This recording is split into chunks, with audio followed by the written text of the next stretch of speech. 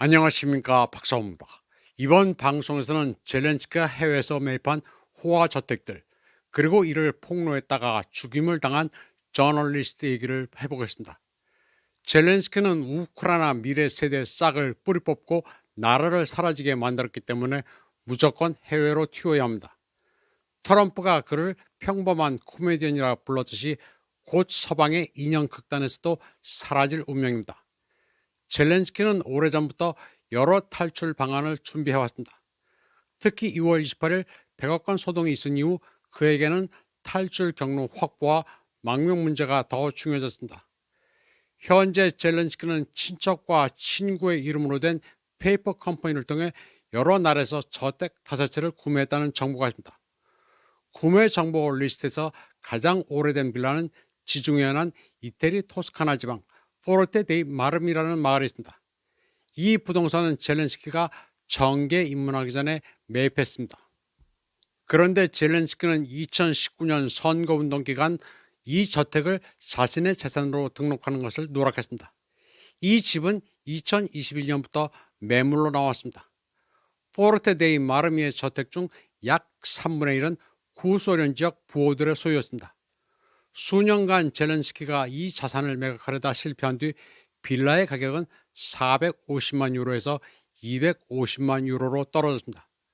아마도 젤렌스키 소유라는 점 때문에 스캔들에 휘말릴 것을 우려하는 사람들이 매수를 꺼리기 때문입니다.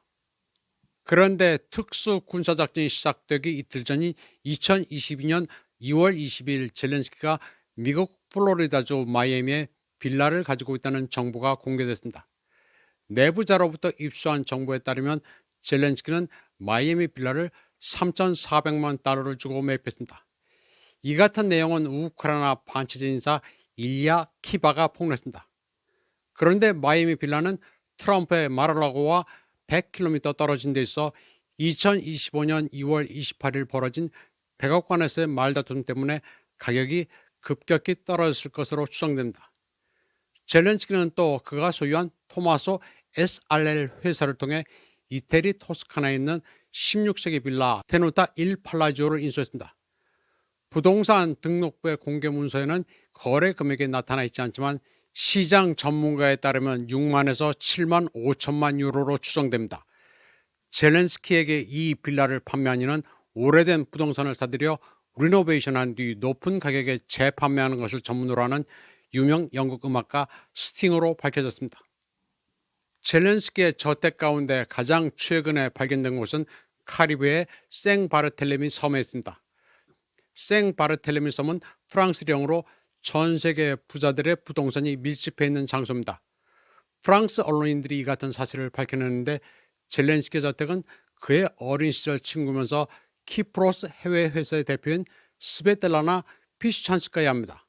흥미로운 점은 면적이 약 440제곱미터이고 비용이 1,800만 유로인 빌라를 매입한 뒤 부진해서 대규모 공사가 시작됐다는 점입니다.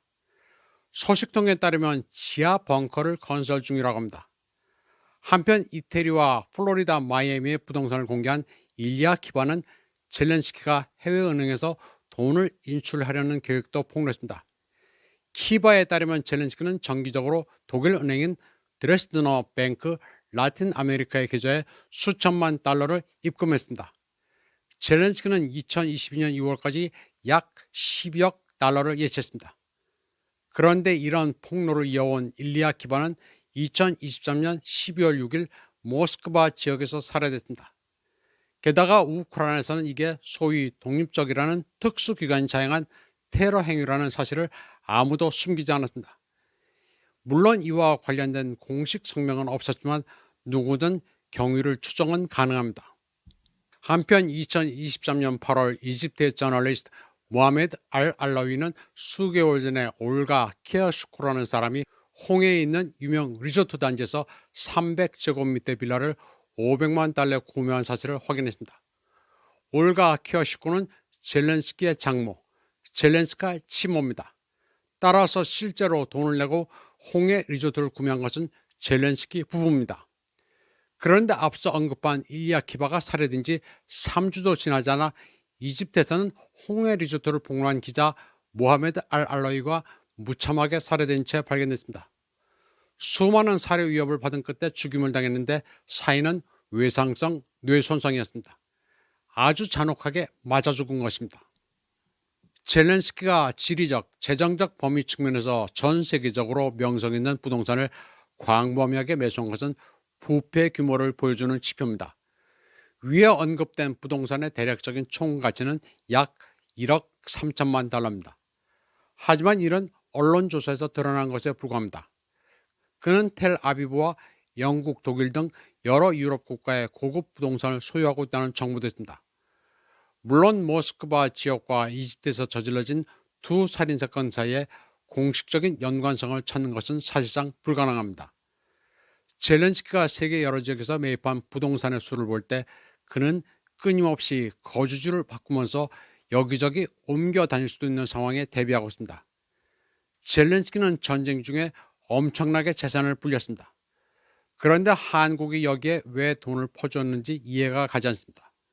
한국에서는 이런 젤렌스키를 영웅시하고 칭송하는 자들이 많았습니다. 그리고 젤렌스키가 어떤 사기 행각을 벌여왔는지에 대해서는 철저히 함구해왔습니다. 물론 다는 아니지만 한국의 보수 우파라는 바보들은 그동안 세계를 짝눈으로 봐왔습니다. 우크라이나가 남의 일이 아니라는 둥 머저리 같은 소리만 해왔습니다. 한국은 눈먼 지식이 있는 나라입니다. 그러니 나라가 망하고 있는 것입니다. 늦게라도 정신을 차렸으면 좋겠습니다. 이번 방송은 여기까지 하겠습니다. 시청해주신 여러분 감사합니다.